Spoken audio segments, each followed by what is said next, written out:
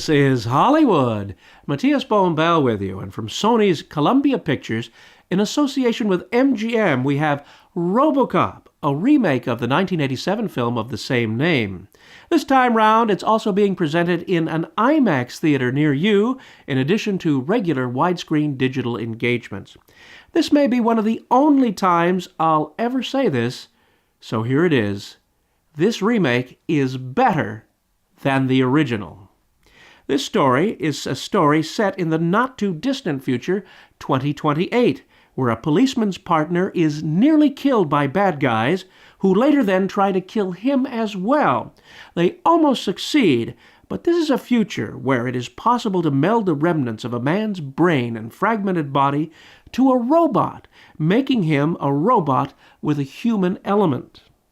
Or at least, this is the desire of a mega-corporation, Omnicorp, headed by Michael Keaton, who wishes to sell the USA on the idea of implementing such a police force and will stop at nothing to get there.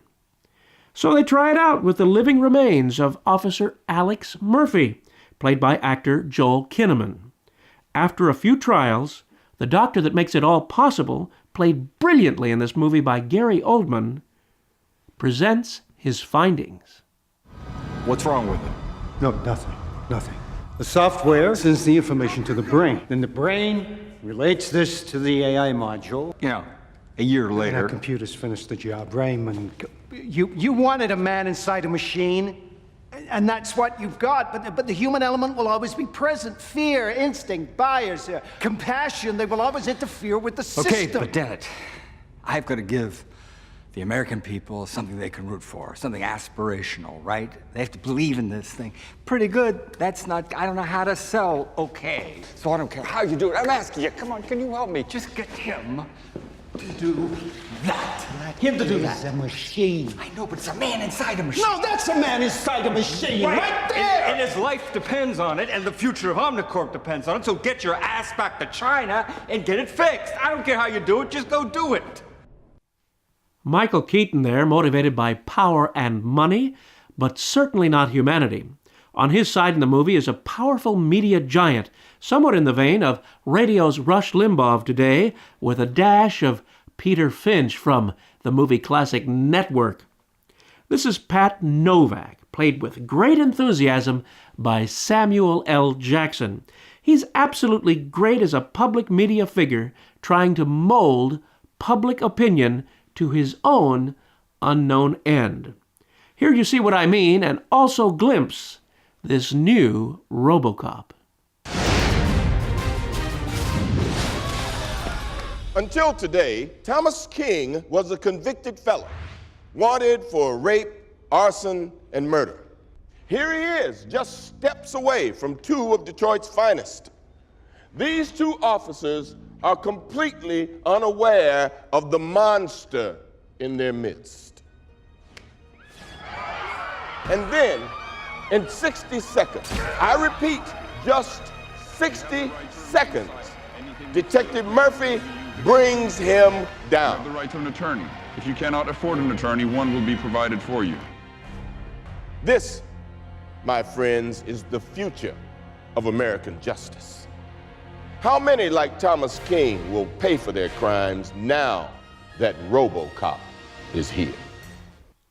Sure, this movie's pure fantasy, like a video game at times, ridiculous violence and shoot-'em-up stuff, but it is well-constructed and thoroughly entertaining. Other than the stars I've mentioned, you'll also see Michael K. Williams, who you may have seen as Chalky on HBO's Boardwalk Empire. Abby Cornish and Jennifer Ely also appear in this new telling of Robocop. I was most delighted by the non-scored music chosen for this release, odd and eclectic compilation ranging from a performance of Frank Sinatra, who you see on screen, singing the classic In Other Words by Bart Howard, you may know it by its later retitling Fly Me to the Moon, to If I Only Had a Heart by Yip Harburg and Harold Arlen. This was especially cleverly used by the movie's narrative, almost distracting, as it sounded exactly like the Herbert Stothart original orchestral orchestration from The Wizard of Oz. I thought they'd actually lifted the audio recordings from the orchestral tracks of the MGM classic. However, you don't hear Jack Haley's voice, but that of a singer by the name of Andrew Page, who affects Haley's East Coast-sounding proper diction that has influenced countless generations. Heck, they even throw in I Fought the Law by Sonny Curtis, performed by The Clash. This is a surefire crowd pleaser, and you'll have fun at the movies with it if you abandon all reality and accept the future fantasy, knowing full well no one is really being shot and killed by these action scenes, and it's only a movie for fun. If you see it in IMAX, it'll be much bigger fun. This is your pal, Matías Bombal, bidding you a fond farewell.